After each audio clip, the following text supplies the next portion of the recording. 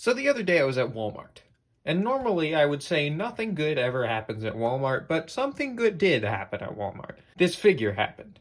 I was going down the toy aisle, because why wouldn't I while I'm at Walmart, and I found this figure, and I looked at it, and I was like, man, that looks good. I'm a sucker for a gray and blue Batman, and it looked like they just nailed the colors and the sculpt on this guy, so I was really trying to decide whether or not I wanted to get it. Of course, I'm super glad that I decided to pull the trigger and grab this guy. And I didn't even really know this figure existed until I saw it in Walmart.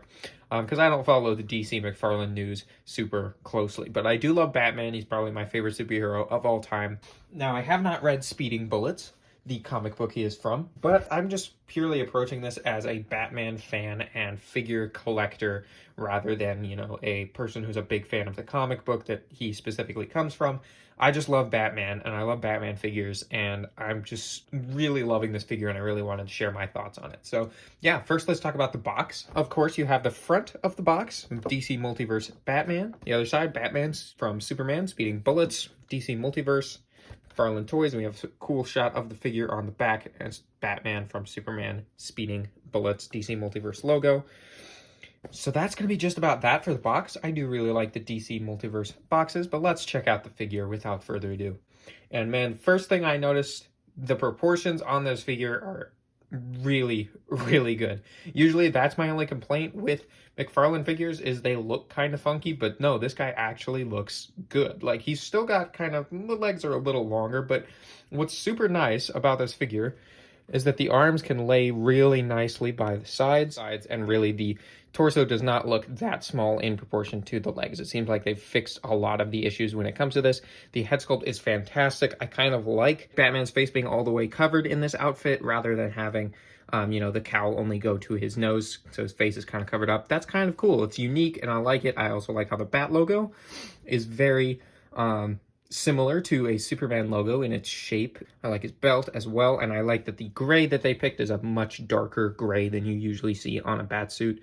I'm sure that's probably how it was in the comic, but it translates really nicely into the figure, as well as these kind of unique little like ridges along the sides of his arms, and his legs look really nice and really cool, and his boots look very unique as well with the lines going around them and the cuffs that he has on the top of the boots. It's just a very unique Batman look that also keeps the stylistic choices that it needs to look like a classic Batman, and I really, really like that. And the cape has a super nice texture to it. I don't know if it picks up on camera, but it has a really nice texture to it that I didn't even notice until I started recording this review. But I really love the way the cape looks on this figure and the texture that they added to it. And another thing that really drew me to this figure was alternate hands. I think that's something that I've wanted to be a regular thing with McFarlane figures for a very long time. So we have two alternate hands. We have two fist hands, and the ones that already come on him are kind of these claw or like maybe a gesturing hand. The way he was posed in the box kind of looked like he was flying, and he kind of had his hand to either side of him, kind of like this, as I'm showing on camera right now. So yeah, I don't know much about Speeding Bullets. I don't know if this Batman can fly or levitate or something, but the reason why I think he probably can is because he comes with one of my favorite things you can ever have with an action figure, a flight stand with a DC logo on it. Same one that came with the Action Comics Superman and probably several other DC Multiverse figures that I do not have, but it just clips around his waist, and then you can do some flying poses, or I had him displayed for a little while kind of in a jumping pose where he was kind of jumping, getting ready to punch something. And I really liked the way that pose turned out. And while we're on the topic of posing, we can talk about the articulation on this particular Batman figure.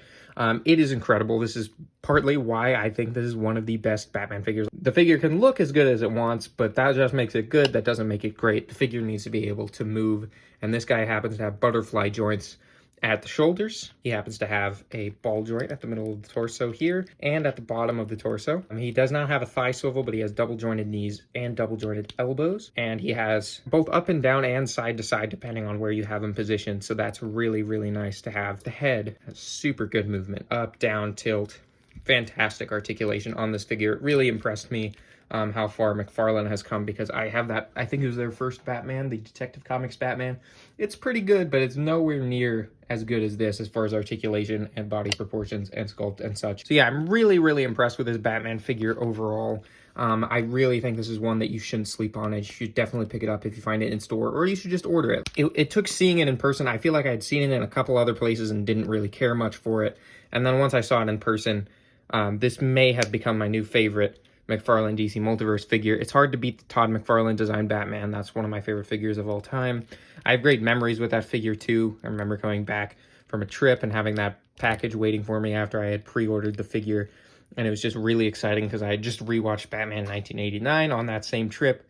So I was just on this big Batman kick. So that's partly why I love the Todd McFarlane designed Batman so much. But this figure, I think, could possibly be better. It doesn't have all the intricate sculpt work that the Todd McFarlane designed Batman has, but it does have much better posability, and it's much more of just a classic looking Batman. It's still not a classic looking Batman, which is kind of why I love it, but it retains enough of these same design choices from a classic Batman suit to look like a classic Batman figure. So overall, I'm really happy with this figure. I'm glad to be back buying DC Multiverse figures. I say this every time I get a DC Multiverse figure. It's like, I'm glad to be back.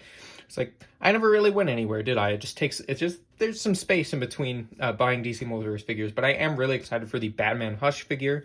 I wish it was based on the same body, maybe with different arms, just to take out the ridges in the arms, because that wouldn't be accurate. But I'm really excited for the Batman Hush figure because, like I said, I'm a sucker for a gray and blue Batman suit, and I have actually read the Hush comic, or at least the beginning of the Hush comic series, and it's really good. So I'm excited to read the rest of that at some point. But anyway, just went on a little Batman ramble, but yeah, I'd highly recommend looking for this figure and trying to pick it up because it is possibly the best. I know I didn't really answer the question that's in the video's title, but this is very possibly the best McFarlane Batman figure that I've ever personally got or seen. So I'd highly recommend picking it up if you're a DC Multiverse or just a Batman fan in general. I hope you guys really enjoyed this review. If you did, please leave a like. I would really appreciate that. If you like DC Multiverse figure reviews, I do those from time to time on my channel, but I mainly do Star Wars Black Series, Star Wars Vintage Collection, Marvel Legends. Whatever I really feel like doing a video on in my collection. I collect a lot of different stuff. I'm into a lot of different stuff. So whatever I feel like making a video on, you'll see it on the channel. So if you're into action figure reviews and action figure content, definitely consider subscribing in order to join the Knights of Mischief. And as always, I hope you guys found this review helpful, and I hope you found it enjoyable. And I'll see you all in the next one. Goodbye.